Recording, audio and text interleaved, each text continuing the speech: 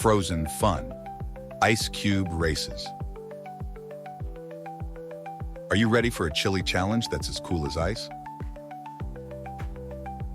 Let's have some fun with ice cube races.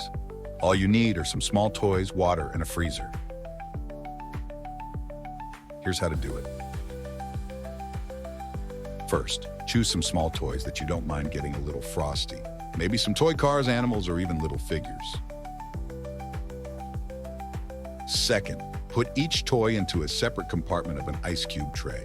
You can use different toys for each compartment to make the race more exciting. Third, carefully pour water into the ice cube tray, covering the toys completely. Fourth, ask an adult to help you put the ice cube tray into the freezer. Now, it's time to wait patiently while the water freezes and turns into ice cubes. Fifth, once the ice cubes are solid, take them out of the freezer. Pop each ice cube out of the tray and place them on a plate or tray. Sixth, now it's race time. Put the ice cubes on a flat surface and watch as they start to melt. Which toy will escape from the ice first? That's the winner of the race.